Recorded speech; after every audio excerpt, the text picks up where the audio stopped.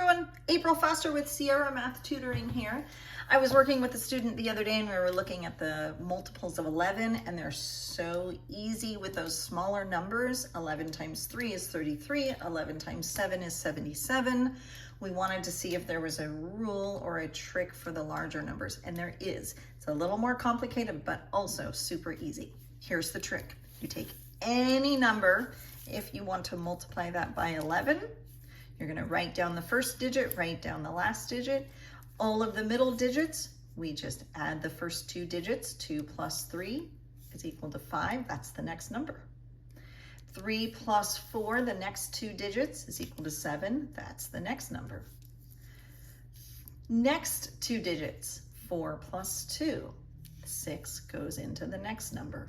Last two digits, 2 plus 5 is equal to 7. We end up with 2, 5, 7, 6, 7, 5 is equal to 2, 3, 4, 2, 5 times 11. Try it on your calculator. That's what you'll end up with. So let's take a look at a couple more examples. Let's start with the first one. We all know 11 times 8 is 88. Once we get into two digits, all we need to do is split the two digits, add up these digits, put that number in between. 11 times 4, 26. Let's do a three-digit one. Split the digits. 4 plus 2 is 6, and 2 plus 6 is 8.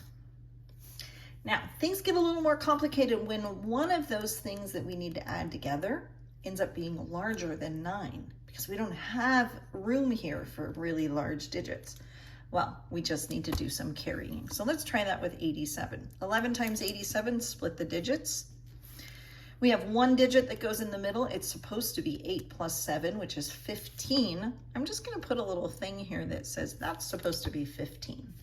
Well, that's 5 tens and 10 tens. Well, 10 tens is 100. And we're just going to carry that. So we end up with 5. We're going to carry that one and just make it a 900. Let's do that with one that's a little more complicated. 11 times 8, 495, split the digits.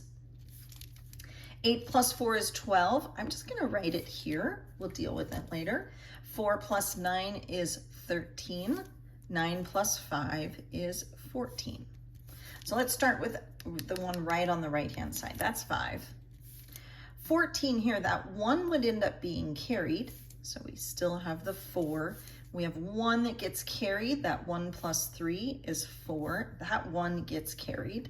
The 2 plus 1 gets 3. That 1 carries. We end up with 9, 3, 4, 4, 5. So now we can do problems that are extremely large. Would you imagine that you'd be able to do 11 times 2, 3, 4, 3, 1, 5, 2, 6? Super easy. Split the digits and add them all up. 2 plus 3 is 5. 3 plus 4 is 7. 4 plus 3 is 7. 3 plus 1 is 4. 1 plus 5 is 6. 5 plus 2 is 7. And 2 plus 6 is 8. Now we have the answer of that number times 11. Let's do one that's really complicated with lots of carrying. So 11 times 4, 7, 8, 2, 9, 6, 4, 5. Split the digits. We end up with 4 plus 7 is 11. 7 plus 8 is 15. 8 plus 2 is 10. 9 plus 2 is 11. 9 plus 6 is 15, 6 plus 4 is 10, and 4 plus 5 is 9. What do we end up with?